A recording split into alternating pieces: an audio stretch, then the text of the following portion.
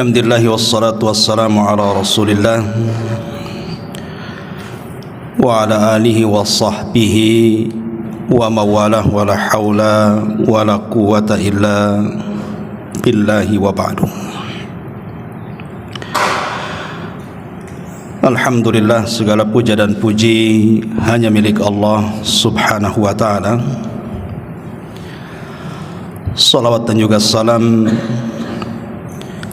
tahdiahkan kepada Rasul kita Nabi besar Muhammad sallallahu alaihi wa ala alihi wasallam. Kita lanjutkan kajian kita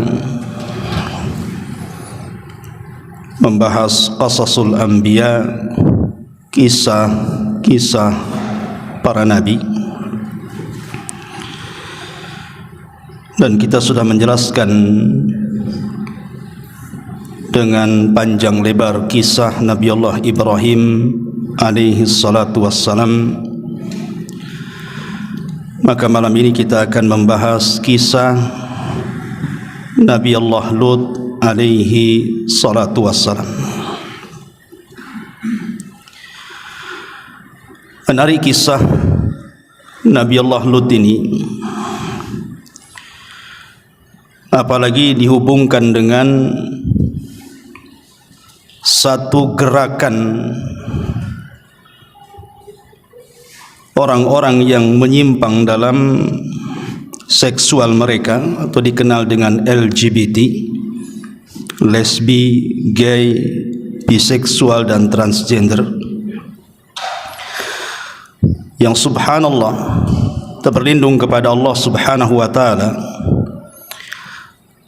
yang dulu penyakit ini hanya ada di negeri Sodom saja, dan itu pun Allah hancurkan. Tapi akhir-akhir ini hampir di semua negara-negara barat mereka sudah mengesahkan pernikahan sesama jenis. Bahkan di negara kita sendiri, orang-orang yang punya penyimpangan seperti ini semakin berani. Kita ingat dulu saya baca berita itu,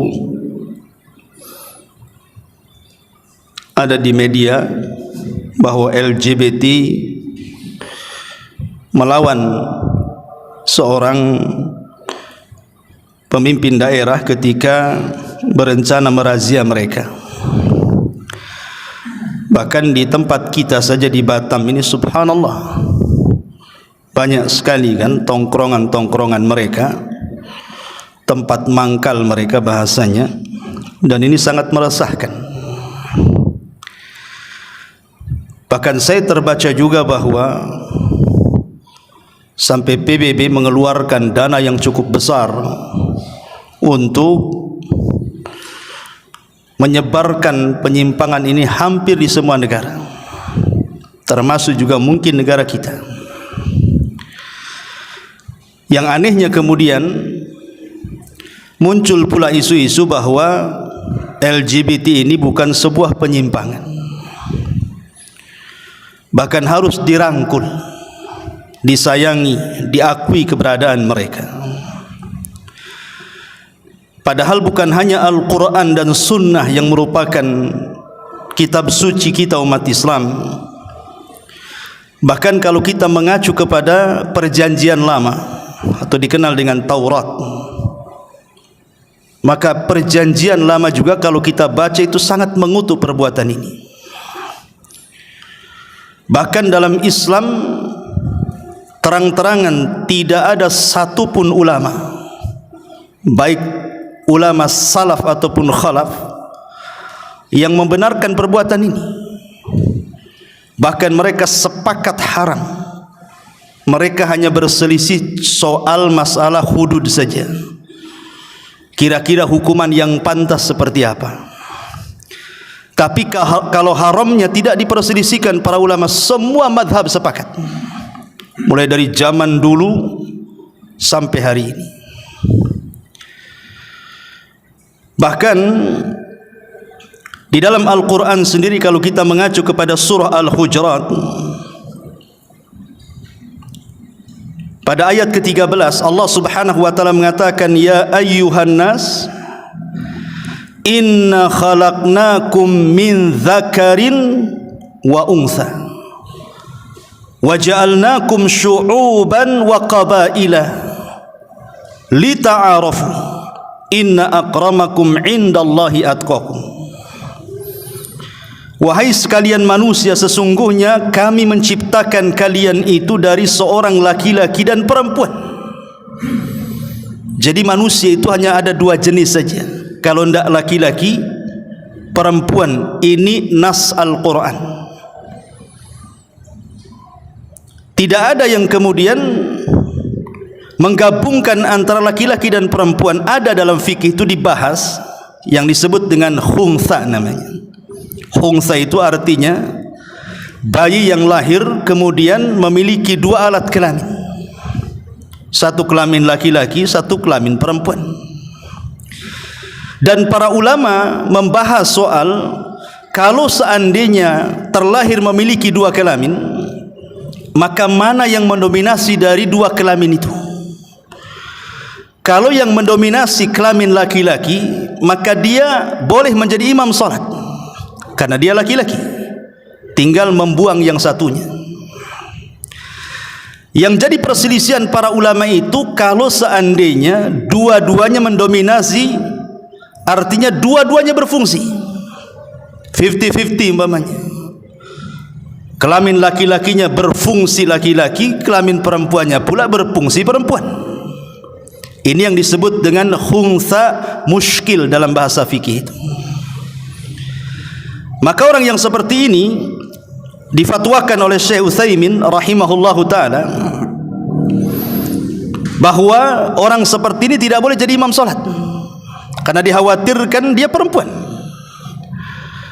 Bahkan Syekh Utsaimin rahimahullahu taala menyarankan bahwa orang seperti ini cukup salat di rumah. Karena kalau dia ke masjid bingung dia mau ikut saf siapa tuh. Laki-laki tapi separuh perempuan, mau ikut seperempuan separuh pula laki-laki. Walaupun ada sebagian para ulama diletakkan di tengah, jadi ini perempuan laki-laki ada di tengah-tengah dia. Ada yang mengatakan seperti itu namanya khuntha muskil. Dan kalau dia menikah pun dianggap tidak sah pernikahannya, karena kalau seandainya dia menikah dengan laki-laki khawatir dia perempuan. Sampai seperti itu ulama membahas. Ma'asyiral muslimin yang dimuliakan Allah Subhanahu wa taala. Tapi kalau kita melihat sejarah, nanti kita akan jelaskan sejarah kaum Lut walaupun pernah saya jelaskan di sini. Sesungguhnya orang-orang yang kemudian mereka membiarkan kaum yang menyeleweng dari segi seksual mereka, atau kita kenal dengan LGBT. Hakikatnya mereka sebenarnya sedang mengundang azab Allah Subhanahu wa taala. Lihat bagaimana dahulu Allah Subhanahu wa taala menghukum kaum Sodom. Sampai tidak ada dalam Al-Qur'an azab yang paling besar yang dikisahkan oleh Al-Qur'an itu melebihi kaum Sodom. Luar biasa azabnya. Kalau sekarang kita melihat di negeri kita ini, banyaknya gempa, tsunami, angin puting beliung dan macam-macam lah yang kita dengar di belahan daerah di negeri kita Indonesia ini. Manusia ini terkadang terbelah menjadi dua. Ada yang mengatakan bahwa azab itu turun, itu tidak ada hubung kait dengan maksiat manusia. Itu memang sudah hukum alam bahwa di bawah lautan itu ada lempengan atau macam-macam lah istilah mereka, kemudian bergeser sehingga mengakibatkan gempa sekian liter, kemudian tsunami atau macam-macam. Tapi ada sebagian yang lain, dan ini yang kita yakini berdasarkan surah Rum ayat 41, di mana Allah Subhanahu wa taala mengatakan zaharal fasadu fil barri wal bahri bima kasabat aydin nasi liyudhiqahum ba'dalladzi amilu la'allahum yarji'un. Telah nampak kerusakan di daratan dan di lautan disebabkan karena perbuatan tangan manusia. jelas di sini. Allah katakan telah nampak kerusakan, mungkin berupa bencana alam yang kita kenal dengan gempa, dengan tsunami, banjir dan begitu seterusnya, baik di daratan ataupun di lautan. Itu disebabkan karena apa? Perbuatan tangan manusia. Kurang jelas apa lagi? Berarti ada hubung kait bencana itu dengan maksiat. Berdasarkan surah Rum ini ayat 41. Supaya apa? Tentu ada hikmah di balik bencana itu. Allah katakan supaya Allah merasakan kepada mereka sebagian dari akibat perbuatan mereka, agar mereka kembali kepada jalan yang benar. Ma'asyiral muslimin yang dimuliakan Allah Subhanahu wa taala. Inilah yang kemudian kita hendak membahas tentang kisah sejarah kaum Lut ini. Karena disadari atau tidak, perbuatan mereka yang seolah-olah mendapatkan angin hari ini, sampai dulu ada pemilihan ratu gay, kita kenal dulu kan, sampai heboh di media itu sangat diapresiasi, ditonton banyak orang pula, masuk media pula. Bahkan kalau kita lihat di televisi gitu kan, kadang ada penyiar yang gemulai atau film-film kartun atau apa kan gitu ya, seolah-olah itu mengajak manusia untuk ikut gaya mereka. Padahal saya juga terbaca bahwa secara kesehatan penyakit ini menular, walaupun mungkin tidak secara virus ya, tetapi mungkin kebiasaan, gaya dan begitu seterusnya. Bahkan kalau tidak salah di Lombok atau di mana itu ada isu anak-anak sekolah itu sampai dikasih hadiah jam, tas atau apa gitu, dalam waktu yang singkat kemudian anak-anak itu yang laki-laki sudah pakai lipstik pula dia. Ini sudah menyasar ke anak-anak kan begitu. Yang lebih parahnya lagi, kemudian mereka berlindung di bawah HAM. Jadi kalau seandainya kemudian kita mengutuk perbuatan seperti itu, padahal kita mengutuk itu berdasarkan kitab suci yang kita yakini, dan juga berdasarkan para arahan-arahan para ulama sejak dulu mereka mengutuk perbuatan ini.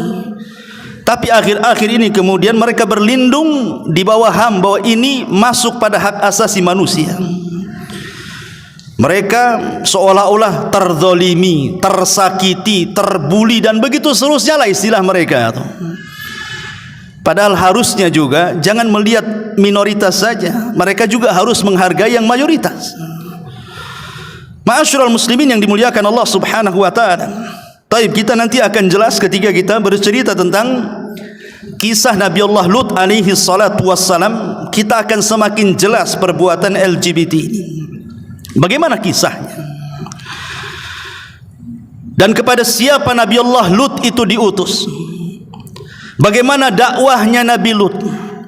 Bagaimana kaumnya menentang dakwah Nabi Lut? Bagaimana keluarganya? Dan apa pula azab yang akan ditimpakan kepada mereka? Ma'asyiral muslimin yang dimuliakan Allah Azza wa Jalla. Nabi Lut alaihi salatu wassalam, kisah Nabi Lut ini bukan hanya dijelaskan dalam Quran saja. Di dalam Injil, di dalam Taurat juga dikisahkan. Tetapi perbedaannya dalam Islam, kita mengakui Lut itu satu di antara 25 nabi dan rasul. Sementara mereka ahli kitab menganggap Lut itu bukan nabi, tapi hanya rajulun saleh, orang saleh saja. Tapi kita umat Islam meyakini bahwa Lut itu seorang nabi, satu dari 25 nabi dan rasul yang dicantumkan kisahnya dalam Al-Quranul Karim. Nabi Lut alaihi salatu wasalam secara nasab, kita urut secara nasab dulu. Ada yang mengatakan dia adalah Lut ibnu Harun ibni Tarikh, dan Tarikh itu artinya Azar, ayahanda Ibrahim.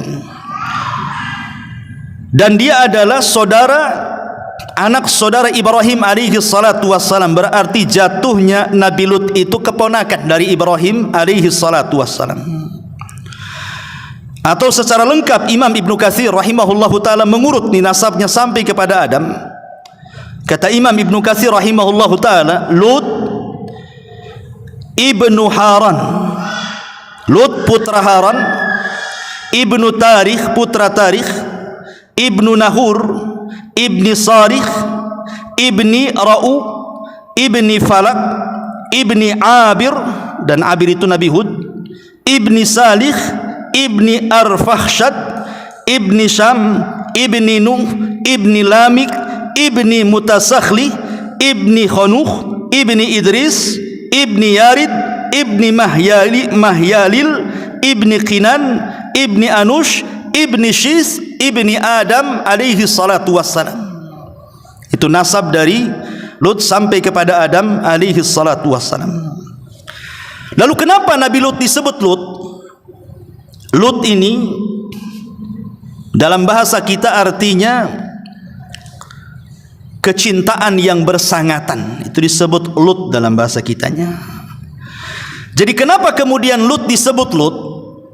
Karena dia sangat mencintai Nabi Ibrahim. Jadi dia sangat cinta dengan pamannya. Ibrahim itu kan pamannya.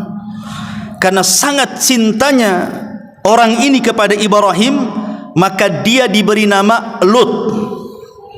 Ini satu pendapat. Pendapat yang kedua, Lut itu artinya nama asing, bukan bahasa Arab. Ya, nama bagi seorang yang diberi nama, dan dialah Nabi Allah Lut alaihi salatu wassalam. Artinya walaupun secara bahasa Arab dia adalah nama yang baik, karena Lut itu diambil dari kecintaan yang bersangatan, karena mencintai Nabi Ibrahim alaihi salatu wassalam. Dan memang ketika Ibrahim alaihi salatu wassalam berdakwah di negeri Kan'an, negerinya Namrud, negeri Babylon, tempatnya Namrud berkuasa. Dan Babil itu disebut, Bab itu maksudnya pintu, Il itu Allah, pintu Tuhan, disebut Babil namanya. Lah saat itu Ibrahim berdakwah kepada negeri Babil, tapi tidak ada yang beriman kecuali keponakannya ini, Nabi Lut alaihi salatu wassalam. Makanya sejak itu Lut tidak pernah berpisah dengan Ibrahim.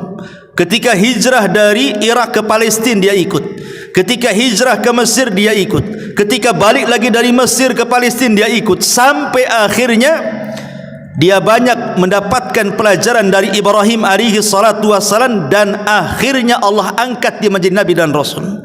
Lah ketika diangkat menjadi Nabi dan Rasul itulah dia diutus oleh Allah subhanahu wa ta'ala untuk berangkat dan berdakwah di negeri Sodom.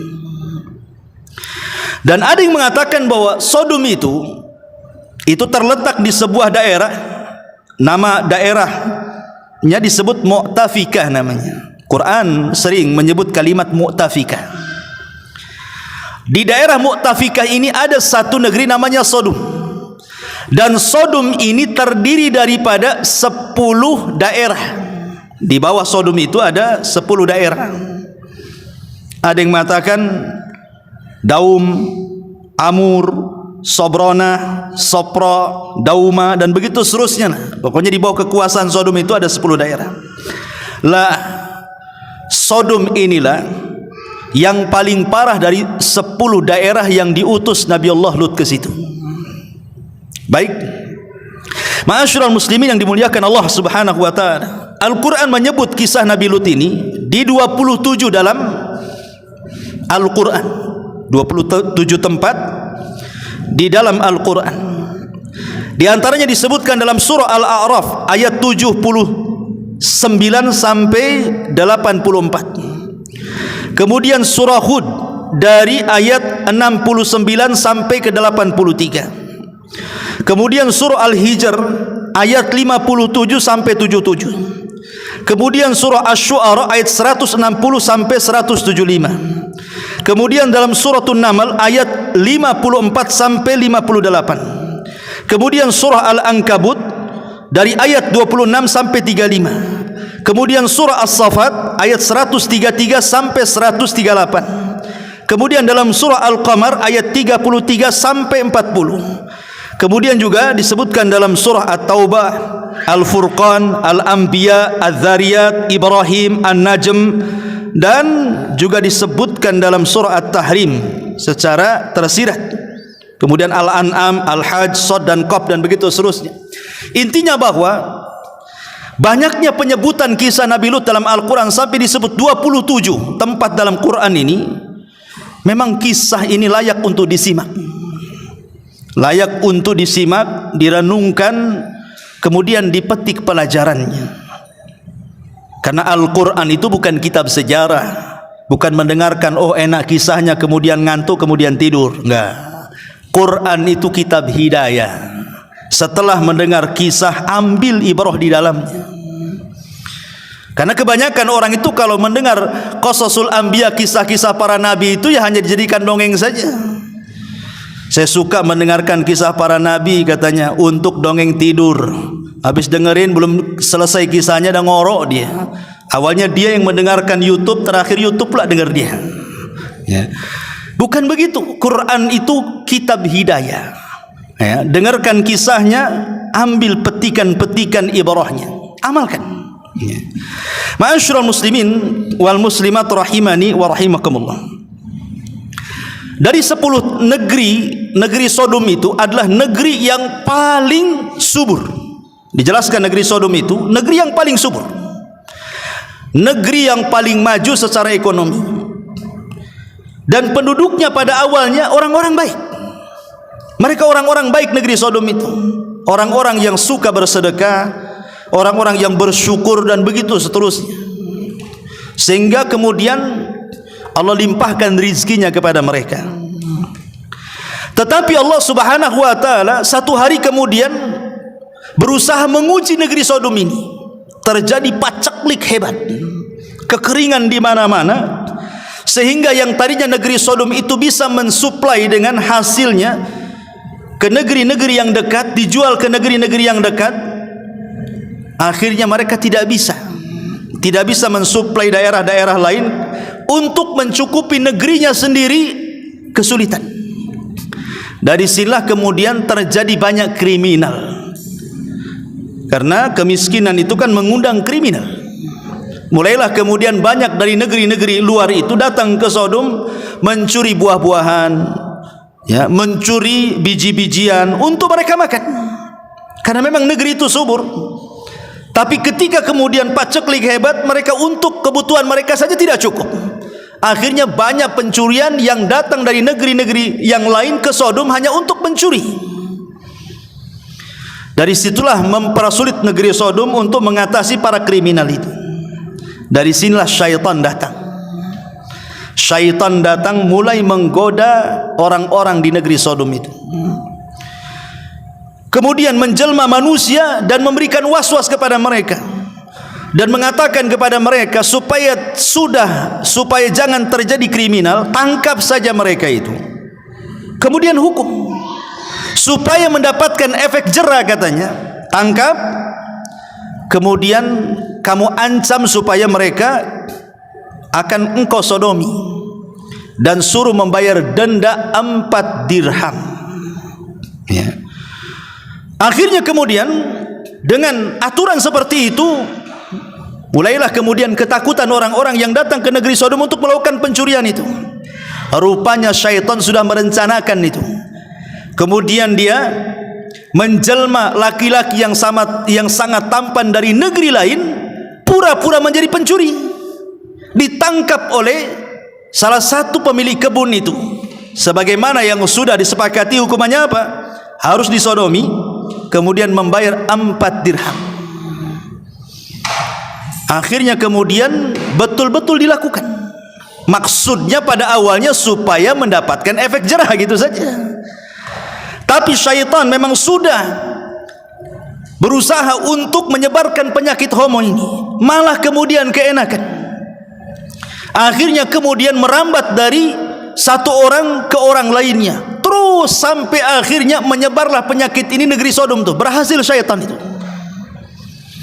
Akhirnya lambat laun laki-lakinya mulai tidak suka dengan perempuan.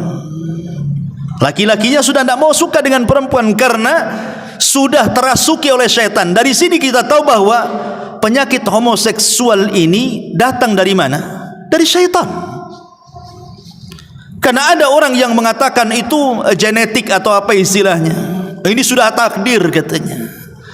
Ini tidak bisa disembuhkan. Kalau takdirnya sembuh nanti sembuh. Dari mana? Tadi saya sudah katakan Allah yang menciptakan laki-laki dan perempuan. Laki-laki suka perempuan dan sebaliknya. Makanya lihat nikmat di sorga bagi laki-laki apa? Bidadari. Sekarang kalau seandainya homoseksual ini, orang yang suka laki-laki masuk sorga ini, dikasih bidadari mau enggak? Nikmat di dalam Quran itu loh, nikmat sorga itu laki-laki itu dapat bidadari. Di sorga enggak ada laki-laki suka laki-laki, karena semua Al-Quran menjelaskan itu. Ma'asyiral muslimin yang dimuliakan Allah Azza wa Jalla. Maaf ya, kadang-kadang kalau kita melihat hewan saja, hewan loh ya, sekelas ayam ataupun kambing ya, mereka kalau kawin ya sesama jenis mereka, sesama ya laki-laki dengan perempuan baru punya keturunan kan begitu. Makanya betul kata Allah Subhanahu wa taala, ada sebagian manusia itu kal an'am, seperti binatang, balhum adhal, bahkan mereka lebih parah dibandingkan binatang. Lebih parah dibandingkan binatang. Jadi ini penyelisihan fitrah sebenarnya. Makanya kemudian kalau bisa orang-orang yang seperti ini disembuhkan, ya bisa dengan cara diruqyah atau ke psikiater atau apa kan begitu. Insya Allah setiap penyakit itu ada obatnya. Karena Allah menurunkan penyakit itu pasti menurunkan juga obatnya. Tidak ada satu penyakit yang tidak ada obatnya. Ada obatnya itu. Bahkan pengakuan dokter-dokter hebat itu, mereka sudah mengatakan kok banyak yang sembuh kok. Banyak yang sembuh dari penyakit ini. Asal ada kemampuan yang kuat dari pelakunya dan dia betul-betul bertobat kepada Allah Azza wa Jalla dan dapat bimbingan agama yang baik. Ma'asyiral muslimin yang dimuliakan Allah Azza wa Jalla. Lanjut kisah bahwa akhirnya setelah lama sekali mulailah mereka berani sampai terang-terangan. Nanti dijelaskan dalam ayat itu, dalam Quran itu, bagaimana mereka melakukan homoseksual itu terang-terangan. Terang-terangan. Yang awalnya sembunyi-sembunyi jadi terang-terangan. Pertanyaannya pun, ini kan berlaku lama nih perbuatan homoseksual ini. Lah kalau seandainya kemudian laki-laki menikah dengan laki-laki, mereka tidak suka dengan perempuan, kapan mereka punya keturunan? Sampai kiamat pun tidak akan punya keturunan. Coba saja, laki-laki berhubungan dengan laki-laki, mau dia masih muda atau sudah tua, nggak akan punya kehamilan. Dari situ habislah manusia kan begitu. Tetapi Al-Quran tidak menjelaskan bagaimana nasib perempuan negeri Sodom itu. Walaupun ada sebagian asar yang menjelaskan, jadi ketika laki-laki ini sudah suka laki-laki ini, setan akhirnya menjelma perempuan yang sangat cantik, kemudian menggoda perempuan-perempuan Sodom dan mengatakan, lihat, suami-suami kita sudah tidak suka kita lagi katanya. Kalau mereka bisa melakukan sesama mereka, kenapa kita tidak bisa melakukan sesama kita? Akhirnya terjadilah lesbi tadi. Jadi sejarah homoseksual dengan lesbi itu dua-duanya adalah terjadi sejak zaman purbakala, zaman negeri Sodom. Di zaman Nabi Ibrahim alaihi salatu wassalam, ketika Nabi Allah Lut diutus ke negeri itu. Jadi ini bukan perkara baru, ini sudah lama. Dan ini sangat dikutuk dalam Al-Quranul Karim. Bahkan dalam kitab-kitab sebelum Al-Quran, seperti saya katakan tadi, perjanjian lama Taurat juga mengutuk. Ma'asyiral muslimin yang dimuliakan Allah Subhanahu wa taala, lah ketika kemudian yang laki-lakinya suka dengan laki-laki, perempuannya suka dengan perempuan, lebih daripada itu, mulailah kemudian mereka melakukan kriminal dengan cara menjadi perompak. Mereka menjadi perompak jadinya. Jadi lihat, berawal dari penyimpangan seksual, kemudian melahirkan keturunan, banyak kriminal tuh. Banyak kriminal, pemerkosaan, kemudian juga perampokan. Bahkan mereka sudah hilang urat malunya, sampai dijelaskan bahwa kalau mereka itu sedang kumpul-kumpul sesama mereka, kemudian salah seorang di antara mereka umpamanya mengeluarkan angin, dzurot bahasa Arabnya, bahasa kitanya kentut yang ada ledakan, itu namanya dzurot. Itu tertawa semuanya. Dan Islam menganggap ini tidak berakhlak. Jadi kalau di antara kita lagi kumpul-kumpul, kok ada kentut meledak, ya, ini perbuatan kaum Sodom. Ya.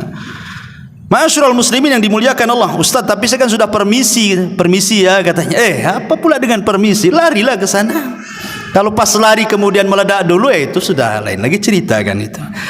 Tetapi bagaimana akhlak mereka sudah hilang? Bayangkan, berawal dari homoseksual kemudian lesbi, menghilangkan akhlak, tidak punya rasa malu lagi. Ma'asyiral muslimin, ketika manusia sudah hancur-hancuran seperti inilah akhlaknya, disinilah Allah subhanahu wa ta'ala mengutus ke negeri yang sudah rusak itu seorang nabi yang disebut di dalam Al-Quran Nabi Allah Lut alaihi salatu wassalam. Allah gambarkan dalam surah Asy-Syu'ara ayat 160 sampai 166, kadzabat qaumu Lutinil mursalin, telah mendustakan kaum Lut para rasul. Kenapa para rasul? Bukankah yang diutus cuma satu rasul saja ke negeri Sodom? Kenapa Al-Quran menyebut para rasul? Kan cuma satu yang diutus ke negeri rasul itu. Harusnya apa? Kadzabat qaumu Lutin mursal, gitu saja, jangan mursalin. Ini jamak namanya. Kata para ulama tafsir mengatakan, kenapa Al-Quran membahasakan al-mursalin, telah mendustakan kaum Lut para rasul? Karena siapapun yang mendustakan walaupun dia satu rasul, berarti dia telah mendustakan semua rasul. Satu saja anda dustakan rasul itu, berarti semua rasul anda dustakan. Sama dengan Quran, satu ayat kita ingkari, satu Quran lah kita ingkari. Makanya membahasakan mursalin dalam ayat yang lain bin nuzur, pemberi peringatan-peringatan, padahal cuma satu yang beri peringatan. Ya. Kemudian Allah mengatakan idz qala lahum akhuhum, ketika saudara mereka Lut alaihi salatu wassalam, Lutun mengatakan ala tattakun inni lakum rasulun amin fattaqullaha wa atiun. Lut berkata kepada mereka, mengapa kamu tidak bertakwa? Sesungguhnya aku adalah seorang rasul kepercayaan Allah yang diutus kepada kalian, maka bertakwalah kalian kepada Allah, taatilah perintahku. Lihat, pertama kali nasihat Nabi Lut apa? Takwa. Nasihat takwa yang pertama kali. Karena orang itu bisa baik karena takwa. Takwa itu artinya menjalankan perintah, menjauhi larangan, menikmati yang dihalalkan, menjauhi yang diharamkan. Itu takwa artinya. Ketika kita berusaha kemudian menjalankan perintah, menjauhi larangan, menikmati yang dihalalkan, menjauhi yang diharamkan, maka kita akan baik hidupnya. Ini yang diinginkan Nabi Lut alaihi salatu wassalam. Pertama kali menasihati agar mereka bertakwa kepada Allah azza wa jalla. Kemudian yang kedua, meyakinkan bahwa dia seorang rasul. Kemudian dia mengatakan, wa ma as'alukum alaihi min ajrin in ajriya illa ala rabbil alamin. Aku menasihati kalian, mengajak kalian kepada kebaikan itu bukan karena aku meminta upah kepada kalian. Tidak, upahku hanya Allah subhanahu wa ta'ala yang kelak akan memberikannya. Kemudian mulailah Lut menyinggung perbuatan mereka dan mengatakan, atatuna dzukhrana minal alamin wa tadaruna ma khalaqa lakum rabbukum min azwajikum bal antum qaumun adun. Kata Nabi Lut alaihi salam, mengapa kalian mendatangi jenis laki-laki di antara kalian dan kalian tinggalkan istri-istri yang dijadikan oleh Tuhanmu untuk kalian, bahkan kalian orang-orang yang sangat melampaui batas. Jadi Nabi Lut alaihi salatu wassalam mengingatkan kepada mereka, kenapa kalian suka sesama jenis? Ini menyalahi fitrah, ini penyimpangan seksual. Kalian tinggalkan pula istri-istri kalian yang sudah jelas-jelas Allah ciptakan untuk kalian. Lihat Nabi Adam, ketika dia bersendirian, walaupun sorga itulah senikmat apapun yang tidak pernah dilihat mata, didengar telinga, terlintas pun tidak bisa. Adam ketakutan karena hidup sendiri. Tiba-tiba kemudian Allah subhanahu wa ta'ala tahu bahwa Adam itu ketakutan. Saat Adam tidur, diambillah tulang rusuk yang paling atas, yang dekat dengan jantung, paling bengkok. Disitulah Allah ciptakan Hawa. Dan Hawa itu jenis perempuan, bukan laki-laki. Bukan kemudian setelah Adam kemudian terbangun ada kawannya pula laki-laki. Tidak, dia ciptakan Hawa. Kenapa? Karena tujuan Allah Subhanahu wa taala ingin mengembangbiakkan manusia. Karena Allah katakan di hadapan para malaikat, inni ja'ilun fil ardi khalifah. Aku jadikan di permukaan bumi seorang khalifah. Apa makna khalifah itu? Yakhlufu ba'duhu ba'dah. Makhluk yang bergenerasi itu disebut khalifah. Makhluk yang berketurunan itu disebut khalifah. Jadi Allah menghendaki manusia itu berketurunan, bergenerasi. Nah sekarang kalau laki-laki dengan laki-laki, macam mana akan bergenerasi? Bahkan saya mendengar satu YouTube itu, ada seorang pendeta, Masya Allah, dia sampai mengatakan, bersyukur Indonesia ini mayoritas Islam katanya. Coba kalau kayak Amerika katanya, yang mayoritas Nasrani, dia bilang begitu. Saya ngutip perkataan dia saja. Ya, tentu Indonesia ini sudah jadi LGBT semua. Karena salah satu yang melegalkan LGBT secara nasional itu salah satunya negeri Amerika sana. Itu secara nasional. Ada 4 negara yang memang betul-betul dilegalkan secara nasional, sah secara hukum menurut negara mereka, dan sebagian negara yang lain mungkin putusan pengadilan. Tapi pendeta ini mengatakan, kalau seandainya katanya Indonesia ini bukan mayoritas Islam, oh sudah habis seperti negeri barat mungkin. Tidak ada, orang pasti akan tersebar penyakit ini katanya. Dari sini ada pengakuan bahwa hanya Islam yang mempertahankan bahwa penyakit itu adalah penyakit dan itu berbahaya, dan itu harus diingatkan kan gitu ya. Karena ini mengundang azab Allah Subhanahu wa taala, jangan dianggap remeh. Makanya Nabi SAW ketika berbicara dengan orang-orang Ansar, apa kata Rasul? Ya ma'syarul Ansar, kata Rasul, khamsun idza btulitum bihinna wa a'udzu billahi an tudrikuhun, kata Rasul. Hei orang-orang Ansar, hati-hati dengan 5 perkara, kata Rasul. Jangan sampai menimpa kalian. Kalau sampai menimpa kalian, aku berlindung kepada Allah, kata Rasul. Jangan sampai menimpa kalian. Salah satunya kata Rasul apa? Idza dhaharatil fahishatu fi qaumin qad hatta tu'linu biha illa fasha fihimut ta'un wal auja allati lam takun madat fi aslafihimul ladzina madaw. Perkataan Nabi. Kata Nabi SAW, apabila sudah tersebar al-fahisha. Sebagian para ulama tafsir mengatakan fahisha ini artinya perzinahan, termasuk di dalamnya homoseksual, lesbi, biseksual, ya, itu masuk di dalamnya tuh. Kemudian terang-terangan. Dan sekarang di negeri kita ini sudah terang-terangan. Bahkan ada tempat mangkalnya. Antum mau cari apa? Banci kaleng itu apa tuh? Waria gitu. Itu ada tempatnya. Sekarang baik offline atau online malah sekarangnya. Offline jelas tempatnya, online tinggal call saja, datang dia. Ya. Naudzubillah, terang-terangan. Bahkan sebagian tempat ini dilegalkan pula. Dan saya pernah menyaksikan begitu. Saya pernah ngaji di Puskopkar itu subuh-subuh. Ya, kan ada setiap Jumat sama Sabtu, memang subuh pada subuh saya ngaji di sana. Berangkat 3:30 dari rumah tuh. Karena masih ngantuk berat. Jadi depan rumah sakit Tumbung Patimah tuh, kalau ngantuk di jam 4 tuh, jadi takut bahaya, jadi saya tertidur sebentar lah. Ya, minggir sebentar, tertidur.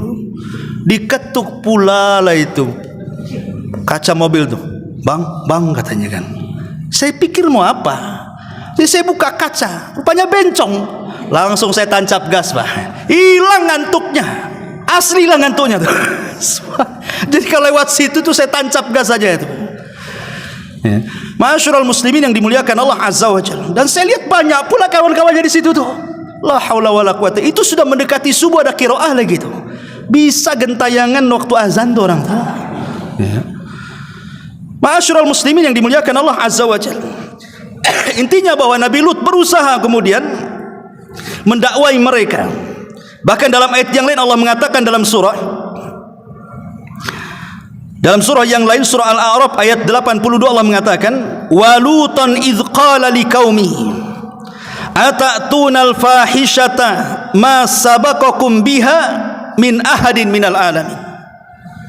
Afwan, tadi hadis tadi Nabi SAW belum saya jelaskan. Jadi Nabi SAW mengatakan, apabila fahisyah termasuk juga homoseksual, lesbi dan yang lainnya sudah terang-terangan, apa kata Nabi SAW di ujung hadis? Kecuali akan disebarkan kepada kalian penyakit taun atau penyakit-penyakit yang belum pernah ada di zaman dulu dan ada di zaman sekarang. Bahkan ada penelitian timbulnya HIV AIDS itu sebagian besar dari perbuatan penyimpangan seksual ini. Salah satunya homoseksual. Itu paling besar penyebaran penyakit ini. Dan tidak bisa diingkari. Dan sampai hari ini belum ada obatnya. Makanya sering saya istilahkan, sampai-sampai para profesor, orang-orang cerdas, cendekiawan, cerdik pandai, mereka sampai berkumpul untuk mencari obat penyakit AIDS ini. Sampai hari ini konon katanya belum ditemukan obatnya. Dan saya katakan, buat apa juga mereka melakukan perkumpulan seperti itu untuk mencari obatnya? Karena solusinya bukan mencari obat. Solusinya hentikan perbuatan itu. Sadar, bertobat, nanti hilang tuh penyakit itu. Tapi kalau seandainya penyakit itu semakin marak di mana-mana, walaupun seandainya ditemukan obatnya, pasti Allah akan kirim lagi tentaranya yang mungkin lebih parah dibandingkan penyakit AIDS. Karena yang dilawan itu bukan penyakit, yang dilawan itu Allah Subhanahu wa ta'ala. Siapa yang bisa menang melawan Allah Azza wa Jalla? Ya. Allah itu sudah buat aturan, di mana aturan itu sudah jelas dalam Al-Quranul Karim tentang laki-laki dan perempuan saja ada aturan, tidak bisa berzina begitu saja, harus ada pernikahan. Apalagi ini yang homoseksual, lesbi ini akan, Masya Allah kan. Sampai ada seorang yang ngomong tuh, ya saya kutip aja di media itu. Coba kalau seandainya kambing laki-laki suka dengan kambing laki-laki itu, maka selamanya kita tidak akan makan kambing katanya. Karena tidak akan menurunkan keturunan. Karena lama-lama kambing tua-tua mati, nggak ada anak-anaknya lagi. Ya. Artinya kalau laki-laki suka laki-laki, macam mana keturunannya? Habislah negeri ini, nggak ada lagi penerusnya. Dan orang itu akan tua dan akan mati masalahnya. Lah dari sini ma'asyiral muslimin, Nabi SAW sangat tegas dalam masalah ini. Kurang apa lagi Nabi setegas ini, akan tersebar penyakit. Ya. Kemudian di sini Nabi Lut alaihi salatu wasallam mengatakan, Atatunal fahishata ma sabaqakum biha min ahadin minal alamin. Mengapa kamu melakukan perbuatan keji yang belum pernah dilakukan siapapun di dunia ini? Menunjukkan bahwa perbuatan ini pertama kali atau perdana adalah dilakukan oleh kaum Sodom. Baru kemudian kaum-kaum setelahnya. Ma'asyiral muslimin yang dimuliakan Allah Azza wa Jalla. Tetapi sunnatud dakwah, tidak semua para nabi diterima dakwahnya. Tidak semua para nabi diterima dakwahnya. Yang lebih parah lagi, mereka mulai mengejek Nabi Lut. Ketika mereka didakwai Nabi Lut, diajak kepada tauhid, kepada ketakwaan, kepada akhlakul karimah dan begitu seterusnya, malah mereka mengejek Nabi Lut alaihi salatu wasallam dan mengatakan, wa ma kana jawaba qaumihi illa an qalu akhrijuhum min qaryatikum innakum unasun yatatahharun. Jawaban kaumnya tidak lain hanyalah mengatakan, usirlah si Lut dan keluarganya itu dari kotamu ini, sesungguhnya mereka orang-orang yang sok suci saja katanya. Bayangkan.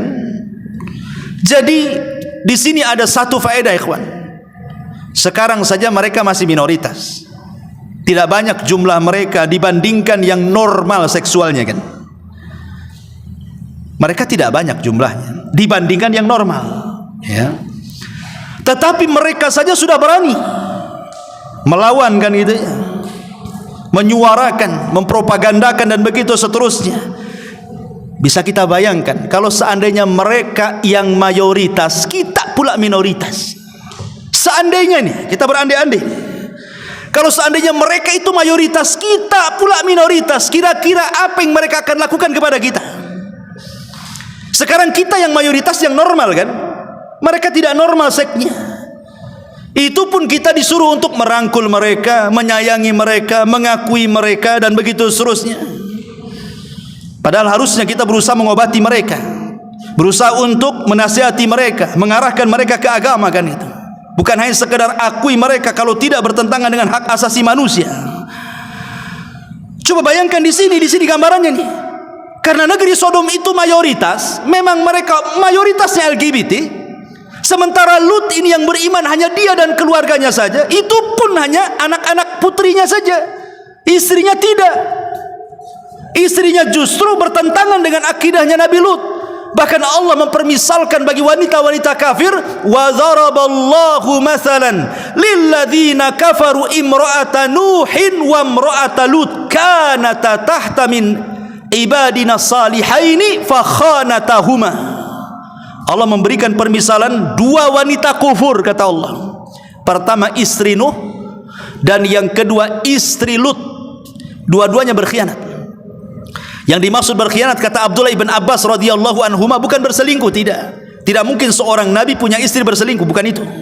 Maksudnya berkhianat di sini kalau istri Nuh, kalau turun wahyu kepada Nabi Nuh, sebelum kaumnya mengatakan gila, dia sudah mengatakan suaminya gila. Ya, gila suami saya itu, katanya. Sebelum kaumnya mengatakan gila, istrinya Nuh sudah mengatakan itu gila. Tapi kalau istri Nabi Lut ini, dia bekerja sama dengan kaum LGBT. Jadi kalau ada tamu-tamu datang kepada rumahnya Lut alaihi salam, maka dia akan membakar satu kayu bakar, nanti asapnya membumbung, datanglah itu preman-preman dari pasar itu, kemudian menculik tamu itu dan memperkosanya. Laki-laki memperkosa laki-laki. Itu di zaman itu. Jadi Lut sendiri istrinya tidak beriman masalahnya, dan kufur kepada suaminya. Jadi hanya sedikit yang beriman gitu. Ma'asyiral muslimin yang dimuliakan Allah Azza wa Jalla. Ketika kemudian Lut hanya minoritas, hanya dia dan keluarganya saja, sementara kaum Sodom mayoritas mereka LGBT, lihat akibatnya. Akhriju, kata Allah. Akhrijuhum min qaryatikum. Usir saja si Lut itu dan para pengikutnya. Innahum qaumun yatatahharun. Mereka kaum yang sok suci. Nah, tuh. Kalau mereka mayoritas, kita minoritas, boleh jadi kita akan ditekan oleh mereka kan? Ini nas Quran. Ya. Ma'asyiral muslimin yang dimuliakan Allah Azza wa Jalla. Bahkan lebih daripada itu, kaum Sodom pula nantang dengan mengatakan dalam ayat surah Al-Ankabut ayat 28, 29, fama kana jawaba qaumihi illa an qalu tina bi adzabillah in kunta minas sadiqin. Dan tidaklah jawaban mereka mengatakan, datangkan kepada kami azab, katanya, jika engkau termasuk orang-orang yang benar, katanya. Ada juga pernyataan, ada sebagian orang yang mengatakan, ya kalau kami memang ini salah, datang azab Allah subhanahu wa ta'ala, kok kami tidak diazab, katanya. Nah, katanya, lihat kaum Sodom itu mereka diazab karena nantang turun azab, katanya. Karena perbuatan kami mereka diazab. Kami ya alhamdulillah sehat, katanya. Kerja, umur saya panjang, begitu seterusnya. Tak ada pula azab kepada kami. Ingat, salah satu rahmat diutusnya Nabi SAW apa? Kepada orang-orang mujrim, bahkan kepada orang-orang kafir sekalipun, bahwa diutusnya Nabi SAW membawa rahmat bagi mereka. Salah satu rahmatnya adalah Allah tidak mengazab umat Islam seperti mengadab umat sebelumnya. Kalau umat sebelumnya menentang para nabi, habis. Lihat kaum Samud habis, kaum Ad habis, kaum Nuh habis, kaum Sodom habis. Tapi dengan diutusnya Nabi SAW, hatta orang kafir sekalipun tidak diadab seperti azab umat-umat terdahulu. Karena wa ma arsalnaka illa rahmatan lil alamin. Itu karena bentuk rahmatnya Allah kepada mereka, karena diutusnya Nabi SAW. Tapi bukan berarti ketika tidak datang azab kepada mereka. kemudian dibenarkan perbuatan itu, boleh saja Allah itu sedang mempersiapkan sebuah azab.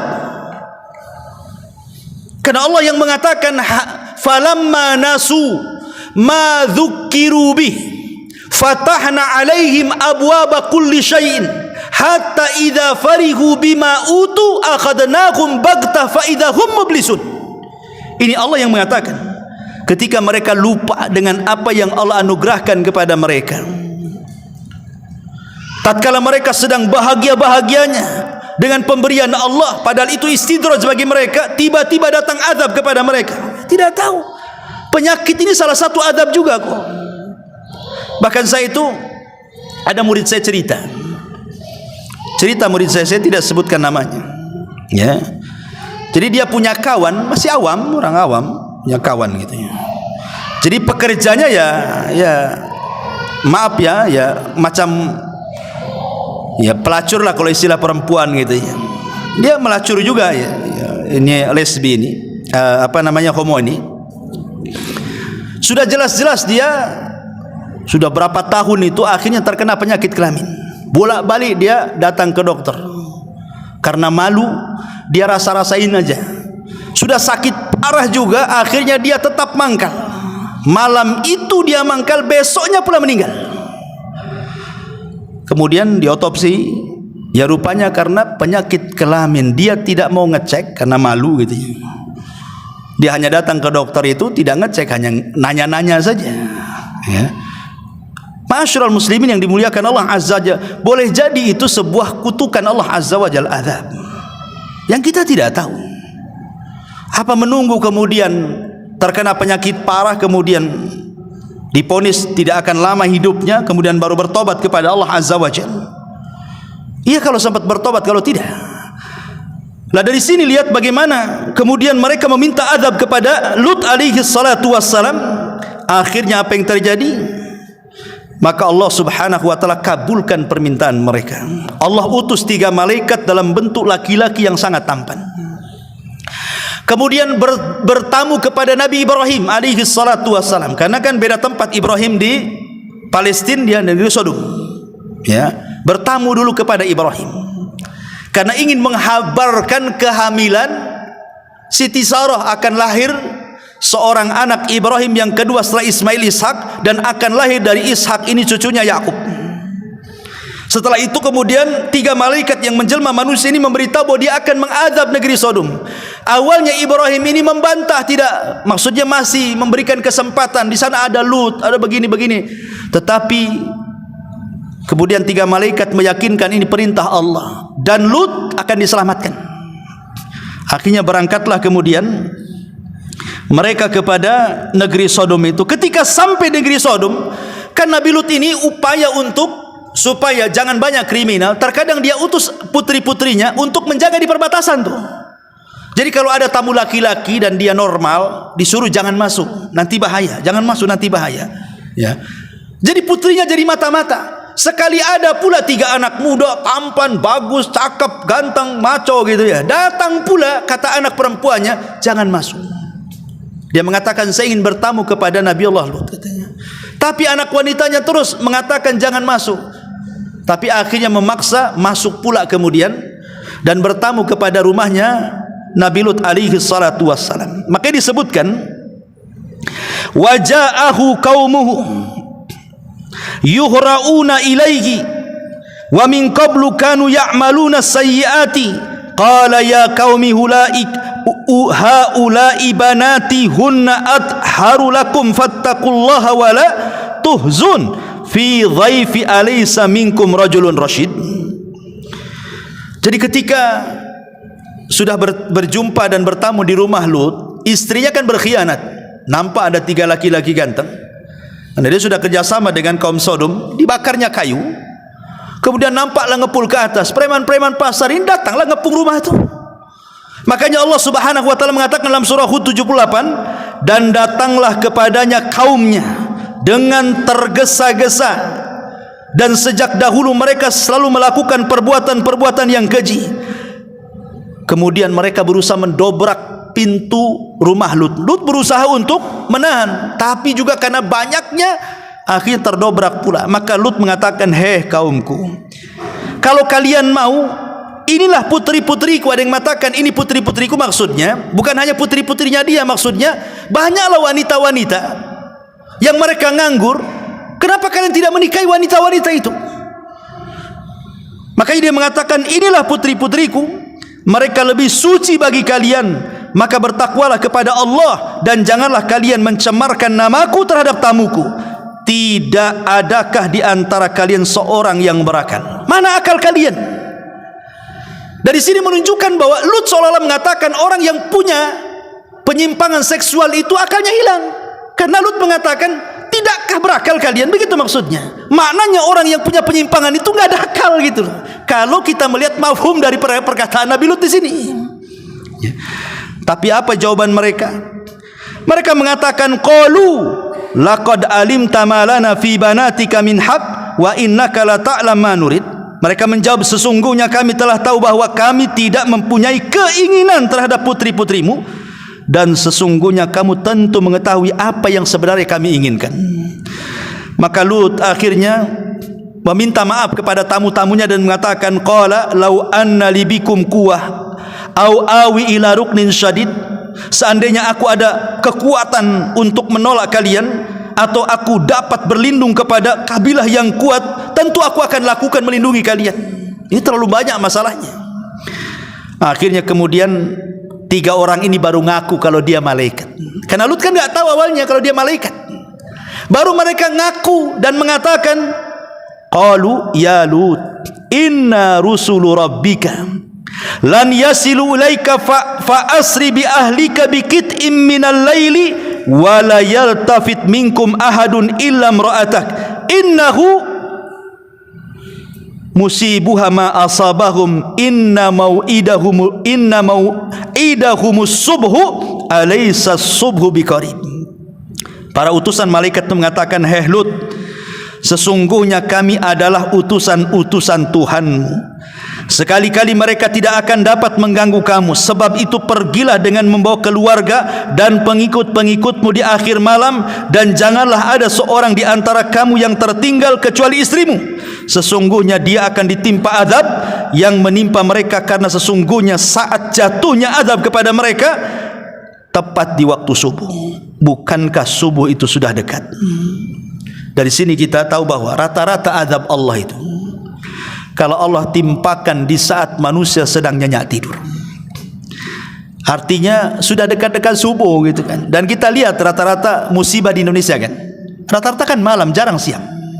Entah tsunami, entah gempa, entah apa saja, kebanyakan itu di malam hari, saat manusia sedang terlena tidur. Dari sini kita katakan, jangan pernah merasa aman dari makar Allah. Jangan pernah merasa aman dari makar Allah, karena orang yang merasa aman dari makar Allah itu orang-orang zalim. Ya. Kemudian Lut pun segera meninggalkan rumah itu di waktu subuh. Dan tadi malaikat mengatakan jangan melihat ke belakang. Jadi ketika kemudian Lut keluar dari pintu belakang bersama istrinya, kemudian malaikat ini, ada yang mengatakan yang keluar itu Jibril, walaupun memang tidak ada nas secara Quran ataupun hadis bahwa salah satu di antara 3 malaikat itu adalah Jibril. Tetapi ada perkataan Imam Mujahid yang dinukilkan Imam Ibnu Katsir rahimahullahu taala. Kata Imam Mujahid, akhadha Jibrilu qauma Lutin min sarhihim wa daurihim hamalahum bimawashihim wa amti'atihim wa rafa'ahum hatta sami'a ahlus sama' nubaha kilabihim thumma aqfa'ahum wa qala wa kana hamalahum ala khawafi janahihil ayman. Jadi kata Imam Ibnu Katsir menukil perkataan Imam Mujahid, jadi yang keluar itu Jibril. Tiba-tiba Jibril berbentuk asli, berubah bentuk tuh, dihampaskan sayapnya, keluar mata-matanya. Itu azab pertama itu. Dan ini hanya berlaku kepada orang yang mengepung rumah Lut, keluar matanya, sehingga mereka buta, tidak tahu apa yang mereka harus lakukan. Setelah Lut jauh gitu dan istrinya dibiarkan, maka kata Imam Ibnu Katsir, perkataan Mujahid ini, maka dengan satu sayap kanannya malaikat Jibril ini menembuskan ke langit, kemudian mengangkat negeri Sodom itu, semua terangkat, baik rumah-rumahnya, baik binatang-binatangnya, baik barang-barangnya, semua terangkat ke langit. Sampai katanya Ibnu Katsir, hatta samia ahlus sama, sampai penduduk langit mendengar nubah kilabihim, teriakan anjing-anjing mereka. Jadi binatang-binatang yang terangkat itu berteriak semua tuh di atas langit itu. Baru setelah itu kemudian dihujani meteor. Baru setelah itu kemudian ditumpahkan kembali ke bumi. Jadilah kemudian laut mati yang kita kenal hari ini. Disebut laut mati karena kadar garamnya yang sangat dahsyat sehingga tidak ada ikan yang hidup di situ. Masalahnya laut Petra atau laut merah itu yang kita kenal, laut mati, itu dijadikan tempat wisatawan pula. Mandi lumpur pula di situ. Padahal Nabi SAW dengan tegas bahwa kita tidak boleh melewati tempat yang diazab kecuali harus menangis. Apa kata Nabi? La tadkhulu ala haula'il mu'adzabina illa an takunu baqin. Janganlah kalian memasuki daerah umat yang diazab kecuali harus menangis. Kata Al-Hafidz Ibnu Hajar, walaupun teksnya sabda Nabi ini adalah ketika melewati negeri bekas-bekas puing-puing negeri Samud, tetapi hadis ini umum, ibrahnya sampai kepada kaum Lut yang diazab. Ya, kita harus menangis, malah enak-enakan pula di situ. Ma'asyiral muslimin yang dimuliakan Allah Subhanahu wa taala. Maka dari sini kita tahu bahwa setelah Allah menurunkan azabnya, berarti perbuatan itu sangat dicela dan dikutuk Allah Subhanahu wa taala. Kalau memang itu perbuatan baik, kenapa kemudian turun azab kepada mereka? Kalau itu hanya normal-normal saja, sebagaimana pengakuan orang-orang yang terkena penyakit itu, ini kan hanya ya kelainan, ini sudah hukum alam dan begitu seterusnya. Ya, tidak, ini bukan hukum alam, ini menyalahi fitrah. Ini penyakit harus disembuhkan. Ya, harus disembuhkan dan harus diberitahu bahwa ini adalah sesuatu yang terlarang dalam semua agama sekalipun. Semua agama, bukan Islam saja. Ya, semua agama melarangnya, kecuali mungkin oknum lah kan gitu. Itu lain ceritanya. Mungkin kan ada kepentingan ya. Tapi yang jelas bahwa saking dahsyatnya bicara soal liwat ini, sampai-sampai kemudian para ulama itu mereka berselisih tentang macam mana cara hukuman secara hadnya, hududnya. Pendapat Imam Syafi'i rahimahullahu taala, pendapat Imam Qasim ibn Ibrahim dan juga yang lainnya mengatakan anna haddahu al-qatlu, bahwa hukumannya dibunuh, walau kana bikran, walaupun masih gadis, sawa'un kana fa'ilan aw maf'ulan bi, baik pelaku ataupun objek pelakunya, sampai disuruh dibunuh. Bahkan mengambil dalil dari firman Allah azza wa sabda Nabi SAW, man wajadtumuhu ya'malu amala qaumi lutin faqtulu al-fa'ila wal maf'ula bi. Apabila kalian mendapati perbuatan kaum Lut, bunuhlah pelaku dan objek pelakunya. Bahkan sebagian ulama mengatakan hukumannya di bawah diangkat ke tempat yang tinggi sekali, kemudian dilempar di tempat tinggi itu. Berdasarkan nas Quran bahwa ketika Jibril mengangkat kaum Sodom kan di atas ke langit itu sayapnya. Dari sini para ulama beristimbat bawa orang ini ke atas, kemudian dihempaskan ke bawah, sebagaimana Jibril membawa negeri Sodom kemudian dihempaskan. Nah, seperti itu. Bahkan sebagian para ulama bukan hanya sekedar dihempaskan, tapi dilempari batu lagi. Dan itu tidak berlaku seperti hukuman zina. Kalau hukuman zina dirajam itu bagi yang sudah menikah. Kalau belum menikah kan dicambuk saja. Tapi kalau liwat ini, maka baik dia sudah menikah ataupun belum menikah, semua sama hukumannya, karena dahsyatnya perbuatan ini. Tapi tentu yang melakukan ini adalah pemerintah, bukan main hakim sendiri, bukan main tangkap wari di angkat ke mana Jabal Uhud. Bukan begitu. Ini pemerintah setelah lewat pengadilan tentunya kan. Ini masalah hudud ini adalah pemerintah yang menegakkan, bukan kita. Ini kan kita menceritakan hukum fikih. Bahkan yang lebih parah lagi adalah pendapat yang ketiga, pendapat dari kalangan sahabat seperti Abu Bakar Siddiq radhiyallahu anhu mengatakan, bukan dilempar dari ketinggian, bukan pula dirajam, tetapi dibakar dengan api, ya. Jadi al-harqu binnar katanya. Sampai pendapat Abu Bakar mengatakan dibakar pula dengan api pula. Ya, tapi tentu pendapat ini banyak diingkari, ya. Karena waktu Abu Bakar membuat hukuman bakar kepada orang-orang yang tidak bayar zakat saja, salah satu yang tidak setuju adalah Abdullah bin Abbas dan mengatakan, kalau aku berkedudukan di tempatnya Abu Bakar, aku tidak akan membakar, tapi aku akan membunuh mereka. Tetapi karena itu kan kewenangan pemimpin, ya, khalifah gitu.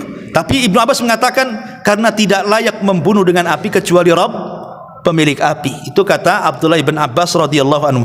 Tapi apapun hukuman yang disebutkan oleh para ulama, saya hanya menukil saja. Begitu beratnya para ulama memandang perbuatan ini, menunjukkan bahwa perbuatan ini adalah dosa besar. Dosa besar. Makanya Imam Zahabi menyebutkan dalam kitabnya Al-Kabair, dosa-dosa besar, salah satunya adalah al-liwat, perbuatan homoseksual. Ini dosa, dan setiap dosa itu pasti melahirkan madarat, ya. Sebagaimana setiap perintah itu pasti melahirkan kemaslahatan. Wallahu a'lam bishawab. Ya, sebenarnya masih banyak pembahasan tapi juga waktu. Insyaallah kita sambung lain kesempatan. Mudah-mudahan ada manfaatnya. Subhanakallahumma bihamdika asyhadu an la ilaha illa anta astaghfiruka wa atubu ilaik. Allahu ta'ala alam. Assalamualaikum warahmatullahi wabarakatuh.